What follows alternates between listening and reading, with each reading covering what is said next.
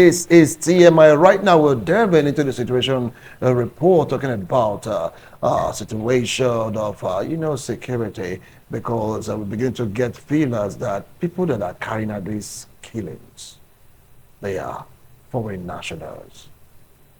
Governor Leah of Benue State cried out, saying, from the way these guys plan and execute, these are not Nigerians. When they said that, people are like saying it's not true.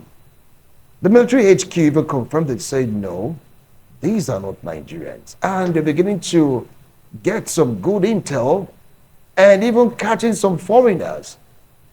We had issues. There was a report that people from Pakistan, they've been engaged, so to speak, mercenaries to train terrorists. And the Chinese national too was caught, but he said he is a man that is saying, for what we saw, you are one of these guys. Why are you aiding and abetting? Has it gotten to that extent where these terrorists are beginning to invite foreigners to come carry out this dastardly act? Little wonder, some of them are beginning to fly drones. Now that is the scary part. They can operate drones. They know how to operate these weaponries. Are these mercenaries really doing more havoc to us as a nation? Well, he used to be online. He joined us virtually, but right now he's here physically in the studio. Elvis Brown, it's good to have you in person in the studio. Welcome to TMI. Thank you very much. Yeah, in the studio. Because you're there virtually, sort of. Asiabo Koros and of course, Ahmed Iwaike. I want to start off with you, Elvis Brown. What do you feel about these foreign mercenaries that are now in the mix? Well, listen, if we buy that idea, then we do not have a nation. If we buy the idea, there are some foreign individuals unknown to us, unknown to our government, unknown to our security operatives, will skyrocket into Nigeria, murder people in their hundreds, and then walk away. We don't have a country. No, but now they're beginning to know, they're beginning to apprehend them. Well, if you think that is true, then we are playing into their hands. We understand that it is not possible for anybody to go into another country, attack the country. This is not something that happened once. This thing has been on for months, for years. And so if we buy the idea that these people are not Nigerians, and so we don't have idea of who they are, we are actually playing to the narrative they're trying to sell to us. The truth is, they know who these people are. There is a motive here. There is an intention. There's something they are driving at. I don't want to come on TV and start acting as though I am insinuating. A lot of us have looked at this issue. A lot of us have interacted with people. We have interviewed people also to know what is the issue. I tell you the truth, if you go on TikTok, most of these guys have accounts on TikTok. They have accounts on Facebook. They release video before, during, and after their operations. And so most of them will tell you exactly what they did. Have you not seen them on video sharing money after attacking some communities? So anybody can say anything they want to say. The governor of Benue State is one governor that I'm so ashamed of. I'm ashamed of him. He should bury his head in shame to think that you want to tell the Benue people that, look, these people are foreigners who just come in to attack the people and then they run away out of the country overnight. It is false. You have a state to protect. Okay, so what has he done about it? This thing has been happening in Benue before even he became governor. It was one of the things that he campaigned on. And now he's creating another narrative, and he will continue like this till he leaves office. Another person will come and use the same insecurity to campaign. We cannot continue to buy these people's idea. My point is very simple, sir. These people, we know who they are. We know the idea behind these things that they are doing. If the government want to do something about it, within the space of 24 hours, there will be changes. In Edo State, for instance, have you not heard where one of them told us that, look, we cannot come to your community until your leaders, your elders, will sell a land to us. We don't just come to your land until we have paid your leaders to give us that place to stay, to abide. And so the moment they stay there, they strategize and they attack, they return back to the base that they were given. Nobody is going there to challenge them. They move around our land freely, our forest freely, our farms freely, annihilating our farmers and our farmland. People are now scared to go to the farm. Those who you know, in those days, sir, I had an uncle who used to stay, he lives in the farm. 3 months he will be there. If he comes home and then they get the wives, they will go to the market, get some things he need, bush meat and all those things he needs, and then he goes back to the farm. When they start for harvest, people go to the farm to meet him and they bring back old goods. Nobody stays in the farm for 24 hours anymore. You can't even stay till evening. And somebody is telling you that these people are foreigners. No. Okay, if they are foreigners, who gave them the land that they live in right now in this country? How did they get in? Is it that we don't have borders? You have Nigerian custom on every road, stopping vehicles and collecting money. But the borders are porous. We now even have immigration on our roads. Sir, we now have not just the Nigerian army. I'm told we now have navy in some parts of Port Harcourt and in Bayelsa. Mounting roadblocks. What is on the road? So we need to look at these issues. Forget about what they are telling us that, oh, they are foreigners. If they are foreigners, first of all, every serious nation will look at its borders. If your borders are porous, you don't have a country. All right. I'll come back to you. So I'll come back to you. it's annoying. I know, just watch your emotions. Come on, just watch your emotions. Take a breather. Calm down. But for what Ali said, there's another one man in a particular said, a former chief of army staff, Buratai, was attacked also. So it's like he's beginning to fall back to everybody. I mean, but they're saying this is the latest intel.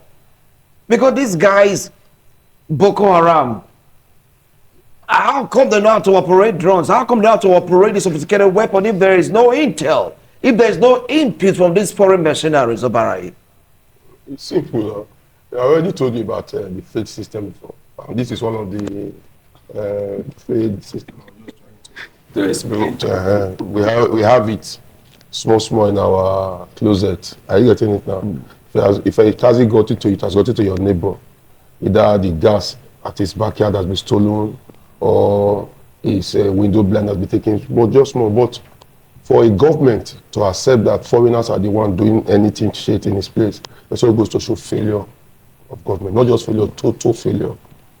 There's no way somebody can just come into this place now, ITV now, just beat the gate, come inside, do something, go and leave immediately.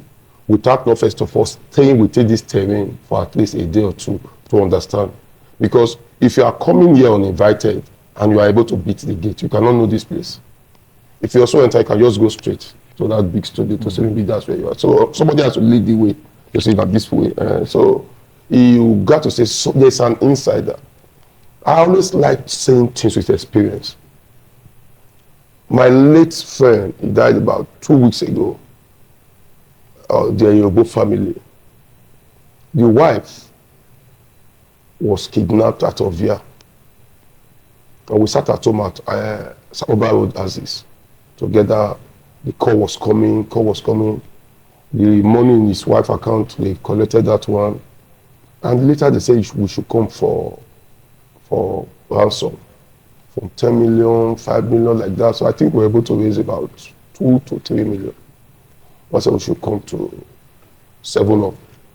We got to 7-Up, they say, keep moving. Kept moving.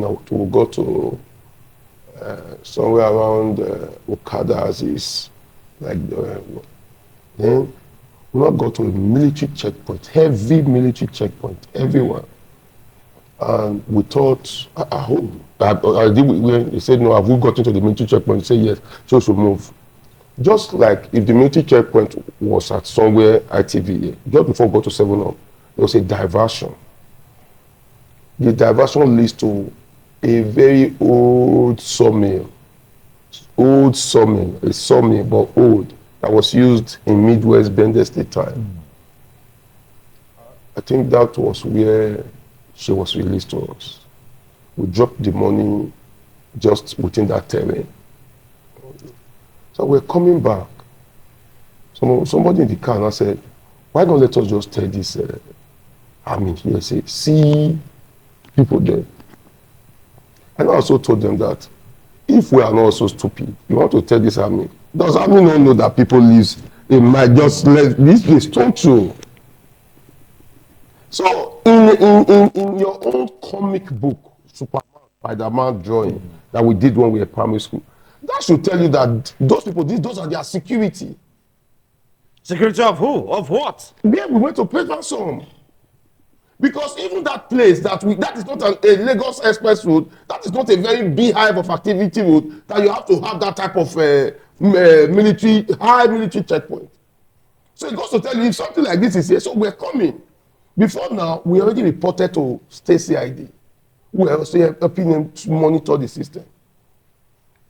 With the woman in the car, before we go to Oluku, the police is State CID called this my late friend. Hello, my brother, how much I can give the kidnappers? What I'm asking you now, I'm not asking you, I'm telling you. What is so? How much should I give them? They say, why did they ask me? Oh, yeah, you don't want to talk, okay, don't worry. So yes, they called again. Why will you didn't call, we didn't tell you that we're coming. All of us were not scared, appearance to say appearance. Why will a policeman in his own base asking, not knowing how much did we give to the kidnappers that the woman has been released? No, we were the one that reported to you that she was kidnapped. Now we say, okay, we're going to report to police, we'll kill her. The woman was not crying, please don't report to police again, no. Don't report to police again, please, they will kill me. Oh. That's okay, just for this woman to be okay, don't let us take police again. Let's just do their bidding. After finishing their bidding, before we got to, you are not also calling us, asking how much was given. So does that not tell you, Wilson? The synergy. Yes, all these things I'm telling you your personal experience. I don't want to tell you, Benue, I'm not a Benue, no. I don't want to tell you, Bauchi, Bonu, no. What happened within Benin, a 7-up here that was trackable? If it happens like this, the police asking you how much you get to kidnap her, it was not there. If it happens like this, that you are just coming, just like this express road now, there will be heavy military checkpoints in this place, leaving the express road. You just want to go for a break. We'll continue with this discussion after this break. Is getting more and more scary, so to speak. We'll be right back. Don't go away.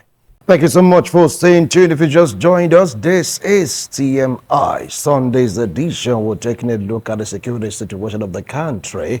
Yes, that particular aspect of mercenaries getting more and more worrisome for these terrorists to invite or to recruit mercenaries to come train them. I mean, well, you've heard Elvis Brown. We also listened to Koros Obare before he concluded his, before he went on the break, rather. He opined there is a collusion between the security agent and these guys carrying out this dastardly act in our country. Ahmed, what do you say about this? Aliyah is saying these are foreigners, the way they come, plan, and execute, and the HQ, they've caught some foreigners, the mercenaries, doing all this. The day you look yourself inferior, that is the very day you start killing yourself. Unknowingly to you that you're already burying yourself while you're still alive. One of the biggest problems Nigeria have is that we have looked at ourselves so very inferior. We believe that whatever comes from the outside world is the role model for us to take.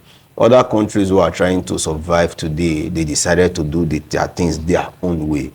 India was colonized by the same colonial powers like us, but they choose to domesticate their own thing. And today, they are one of the superpowers that we are looking at. China also was also colonized by the same Britain. They decided to do their own thing their own way. Today, they are superpowers. But today, Nigeria decided to still continue to be colonized, neo-colonized by the same Britain and following their footsteps. Before we do anything, Oga, I will do one this way, do one this. Why am I bringing up this story? Is that you see this foreigners issue you are talking about, the kind of privileges we give to foreigners, it's amazing to us. Let's use an example, the Chinese companies in Obaha, the 2 Chinese companies. We are about to fight some, labor issues. Do you know that our people working there, they are the ones currently the slaves in their own country. They are enslaved. The same labor leaders, they are the ones actually now even joining the same foreigners, enslaving the indigenous of the land. If they tell you the kind of work they do, peanuts they give to them. Why am I bringing back to the same security issue you are talking about? Yes, it is not surprising to me when they say one Chinese were in that. Let me use that word because they are still investigating. It is not surprising to me. Most of the mining sites you have today in Nigeria, they are being controlled by most of these Chinese people. And the way the Chinese have, held Nigeria, to be candid with you, the Chinese people, they indirectly govern Nigeria in one way or the other. If you see some of the videos online, you will see the way They are, in fact, they are in charge of our own mineral resources, especially the gold aspect. What and has it every got other to do aspect. with this? Yes, because why am I coming in like that? Yes, they have every leverages to come into the country with anything they want to come in. Do you know that if Okoro is coming from abroad now, a Chinese man is also coming from abroad now? Do you know the energy they will focus on Okoro? Try to screen him to ensure that whenever I bring it to this country, they will focus same energy on that Chinese man. Do you know? Do you know? They look at them like demigods and give them all these privileges that you think they have. That's one side. Secondly, the security architectures, yes, in fact, the mindset of making money has now become the order of the day, not to secure us any longer, but rather let us make our money, as the case may be. Like I won't blame them too much. I blame the government, because if not Yaradua who increased the salary structure of the security people the other day, before Buhari now also approved the police salary structure the other day, the peanuts they were receiving before, they will understand that they are prone to taking bribes and every other thing. So now, coming back to the question you asked, combating this foreign mercenary, and yes, it's true. The foreigners, the way they take care of the way they are handling Nigeria cases, the way we give them privileges, we don't give it to any other person like that. You understand what I'm saying now? Like I am driving a GLK now, the way the policeman will stop me, harass me. By the time he sees that just one foreigner is inside, you know that vehicle will be granted audience. Will be granted, oh yeah, just the go. Because we look at ourselves so inferior in our own country and give preference to these same foreigners. And if they tell you the shit that they are doing, Now, watch your language now. You're okay, they tell you the things that they do. We as an indigenous the citizens who don't even do it. Have you also watched the video where that foreigner was paying them 100,000? Have you know was paying them that? So what I'm trying to say in summary right now is that the security architecture of this very country, in fact, we don't actually know who they are taking orders from, how they are taking orders, why they take orders like that, but all boils down to the same, that we still look at ourselves so inferior to the extent that we cannot do anything on our own as a country without seeking reliance with the foreigners. And that is why they are in charge of this our country. And just also watch the case of that Chinese man. In the next 1 to 3 weeks, that matter will die a natural death. The name of the Chinese person will not be announced. Whatever happens to that Chinese man will not be announced, and the matter will die down like that. And the Chinese man will go scot-free. Wow. That is because of the way we have decided to rule our country. You can't try that in other countries. You can't try that. Currently, right now, other countries, when they arrest any other country that are not their country, they call them spies. And they will deal with them mercilessly for it. To the extent that the two countries will have to now come to an agreement to swap prisoners or one thing or another. But in this case, it's just one call the president of China will do to President Tinubu. Tinubu will be running like as if he does not know what he's doing again. That idiot will be taken out of the state country. Apologies for my language, but it's unfortunate that that's the country we find ourselves. In cybercrime, you get to hear about foreigners.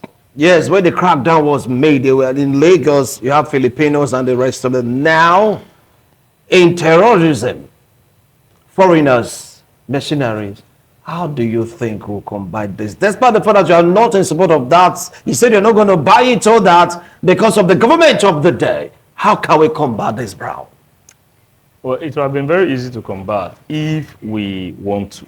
If we want to put an end to it, like I said before, it is easy to do. When Donald Trump won election, he won on border security. And he said he was going to secure the border, American border. And he got into power, and then he has done that. What stopped them from implementing the things they campaign on? If you told us that you are going to fight insecurity, you are going to ensure that, first of all, let's even start from the campaign promises that we have had recently. Let's forget about the ones of Buhari is gone now, who told us that he was going to make $1 equal to $1. And he told us that he is a former military general, army general, and I thought insecurity will be a thing of the past. And so we were told that Jonathan was inept. You know, they used a lot of language to describe Jonathan at the time. And so the guy came into power, and then the security situation, insecurity changed from the bombings and the killings to kidnapping and ransom taking and then slaughtering of innocent women and children. So you can understand that this whole thing has a pattern. There are bad actors in our society, and we can identify them. I'm a computer scientist. I love to say that on any show or any program, any TV I go to. If you want to deal with an issue, first of all, work on data. What data do you have? Do you even know the number of citizens you have? We say, well, we are 120 million. For the past, how many years? 10 years thereabout, we say we are 120 million. Oh, okay. Let's say all 200 million? Over. Over 200 million. Okay, let's say 200 and something million. We don't have the data. We don't have, this just proved now that we don't know the number of citizens we have in this country. We don't know who we are. People come into your state, you don't know them. They get free pass into your state. There are no checks and balances. There is no data center. I have NIM, for instance. If I go to the bank, I'm mandated to do BVN. And if I want to vote, I will be mandated to have my voter's card. Then if I want to travel, I will be mandated to have my international passport. So you keep having them collecting data. There is no reconciliation of data. Somebody is walking your street, coming to your community and rent a house. You don't know him. There's no way to check where he's from originally. So the government will first of all think about having data. A data that anybody can relate with. Even the policeman in my village should be able to relate with that data. You don't have to look at the data and say, no, Oga, come, where are you from? You say, oh, I'm from Borno State. All right, put your fingerprint here. And once the company say, no, you are not from Benin State actually. You are from Niger, or you are from Cameroon, or you are from, these are easy. You don't, listen, you can't hide these facts. The reason they are not paying attention to them is because this data, this useless data that we have, is beneficial to them during the election. And so they are weighing the benefit against having an actual usable and workable data. If they do these things right, I've said it before, they will not get elected. Some of the governors will not win councillorship election. And so because of that, it is better for them to allow the country, excuse me, to allow the country to plunge into chaos like this. Bring in as many people as you want to bring in. Open the borders. You hear a trailer will be coming from the north to the south. And then policemen will stop it at the checkpoint. He's carrying over 100 persons. And then, before you know what is happening, a little boy in that trailer or truck will pick up a phone and call someone. Then, the police at that checkpoint will receive a call from superior, order from above, let them through. So these are the issues we are having. And until we begin to look at data, we begin to have real workable data. If I tell you I am from Edo State, I should tell you my local government. If I tell my local government, I should tell you my ward, my unit, and my family. Let's trace it down to family units.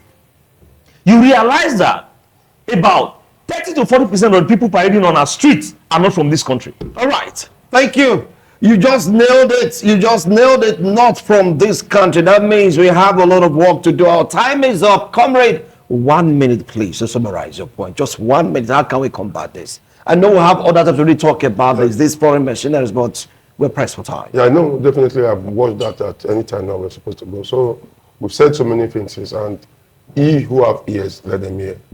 Definitely, if truly we have just about 4 or 5 days ago, I was with the leadership of my party, and I was happy when they singled me out to say, we like the way you talk on television. So I know they listen. So if people keep listening to what we say, most time advice comes here. Are you getting it now? You don't need somebody to tell you that it's going. We must also give one thing, even when we say things are bad. You should know me, I'll tell you the truth. The governor of the state presently is trying on this security issue. It's not the way it used to sound before that it is now. The 4 of us here must have lost 1 or 2 persons before to court war. It's no longer in the state now like that. It has subsided. Yeah. I will not jokingly tell my friends when we are drinking together, when somebody wants to just shout, I'll say, oh my Lord. The person will say, just to, right? So for that of the security issue, the government of the day, federal, should come up with what my brother said, data.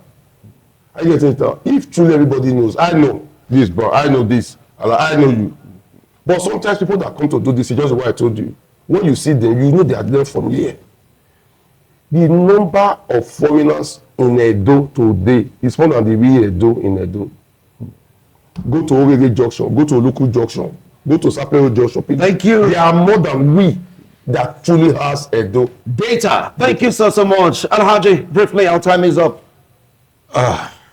In fact, the security should start from the ward level, at the councillorship level, to local government level, state level, and the presidential level. Then we should have confidence in ourselves as a country and deal with these foreigners who are trying to mess up our country. Deal with them mercilessly because of the loan you are collecting from their countries that is making you not to be able to deal with them. In fact, we'll still continue to remain a mess. So the president should be bold enough. Any foreigners caught perpetrating this insecurity in our country should be dealt with as enemy of the state. Thank you. So put Nigeria first. That is it. We should be like Donald Trump right now. Nigeria first. Exactly. Take out all the negative foreign. I mean, I didn't say all. I say all the negative foreigners from or out of this country. Well, you've heard them. Our time is up. The comment you hear them, dish out is their comment. It has nothing to do with activities. Just spoke the way they feel. And of course, we are here to say that we should make this country great again, anyhow we want to do it. Because these foreigners influencing us, coming to fight.